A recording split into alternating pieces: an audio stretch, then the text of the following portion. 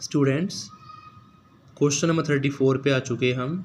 आपके पास इस प्रकार की फिगर गिवन है कि एक इकाई का 3/4 को हम 1 and 1/2 क्या होगा, यानी कि इन डायग्राम में से एक इकाई का पार्ट 3/4 गिवन है तो इसका 1.5 कितना होगा।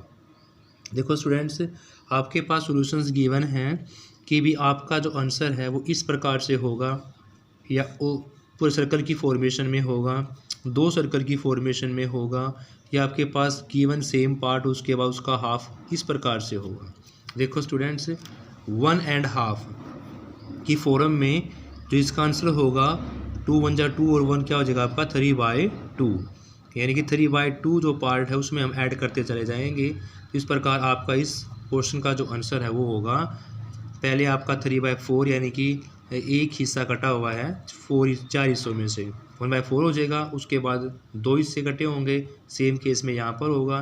इस प्रकार आपका जो इस क्वेश्चन का आंसर होगा वो होगा आपका क्वेश्चन नंबर का आंसर इसका आएगा आपका 4। नेक्स्ट है जो नंबर आपके पास गिवन है 49532, इसकी राउंडेड ऑफ वैल्यू बतानी है थाउजेंड्स के केस में, यानी हज़ारवें भाग के केस में इसकी क्या वैल्यू बतानी है, राउंड ऑफ वैल्यू बतानी है। देखो राउंड ऑफ वैल्यू जो है इसकी, देखो 9 है, 9 5 से बड़ा है, जो नंबर 5 से बड़ा होगा तो उसमें हम एक नेक्स्ट नंबर में जाएगा, यानी कि एक नंबर उसमें क्या कर देंगे, ऐड कर देंगे। अब जैसे यहाँ पर देखो 9 और 5 है, जैसे 2 3 5 9 9 है, 9 किससे बड़ा हमारा 5 से बड़ा है, इसलिए एक नंबर ऐड करेंगे तो 49 में क्या हो जाएगा हमारा 50। तो आपका क्वेश्चन नंबर का 35 का आंसर हो जाएगा आपका सेकंड, यानी 50,000। फिर आपका फॉलोइंग केसेस के अंदर जो ग्रेटेस्ट नंबर है वो आपका कौन सा होगा। देखो स्टूडेंट्स, आप अगर इनकी पावर को खोलोगे 2 + 2 4, 4 की पावर 2 फिर उसकी पावर 2, या आप 2 2 2 यानी कि 6 का स्केयर 36, या आप खोलोगे 4 का स्केयर 16, फिर इसको खोलोगे 2 2 4 2 जा 8 की इसका स्केयर क्या हो जाएगा 64, यानी कि इन 4 नंबर को एक्सपेंड करने के बाद आपका इसका 256 आएगा, इसका 36 आएगा, इसका 16 आएगा और इसका कितना आएगा 64 आएगा। तो सबसे बड़ा नंबर आपका क्या होगा 256, यानी कि ऑप्शन नंबर फर्स्ट इसका राइट आंसर होगा। नेक्स्ट क्वेश्चन आपका, जैसे बच्चे के पर्यावरण में जो वस्तु लुढ़कती है फिसलती है, यानी बच्चा पर्यावरण से सीख रहा है, लुढ़कने वाली वस्तुएं फिसलने वाली वस्तुएं, उन पर कक्षा में चर्चा शुरू की गई है। बच्चों को उनके आकार देखने में, यह समझने में कि कैसे कुछ वस्तु लुढ़कती है कैसे फिसलती है सहायता हम कैसे करेंगे। यानी कि एनसीईआरटी की कक्षा सेकंड की जो पाठ्य पुस्तक है इस तरह के सुझाव समझने में शिक्षक की सहायता करते हैं। इन चारों में से कौन सा तरीका आपका सबसे बेटर रहेगा।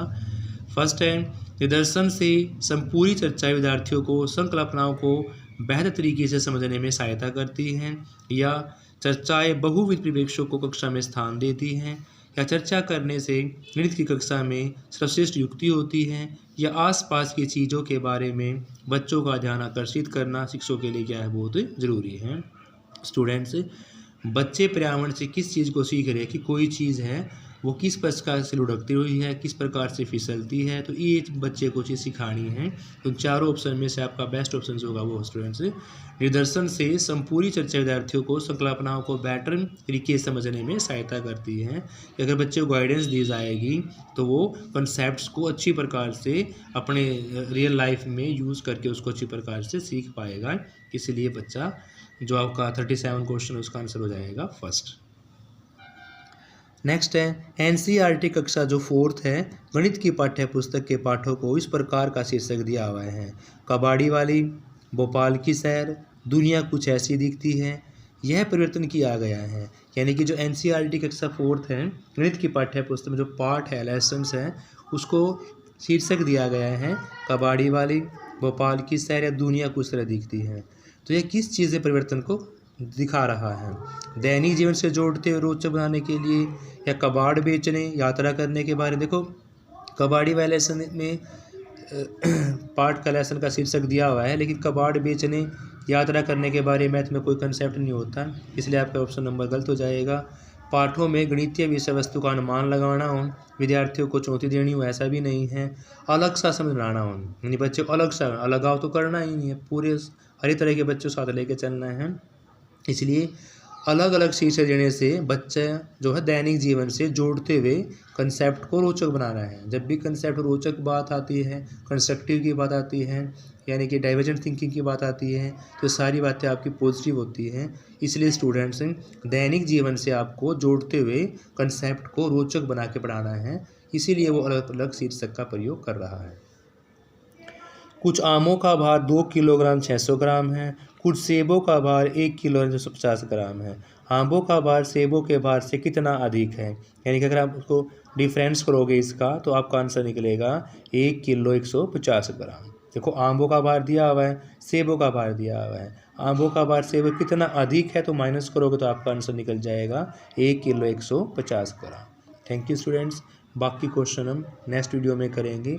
हमने 2011 का कंप्लीट पेपर का सोल्यूशन करवाया हुआ है और इसके क्वेश्चन हमारे हो चुके हैं 39 2012 सीटेट वाले के। जिस बच्चे को देखना है तो बाकी वीडियोस को देख के अपनी नॉलेज को बढ़ा सकता है। सीटेट में बहुत हेल्प करेंगी ये चीज़ें अगर आप देखोगे तो। Thank you students.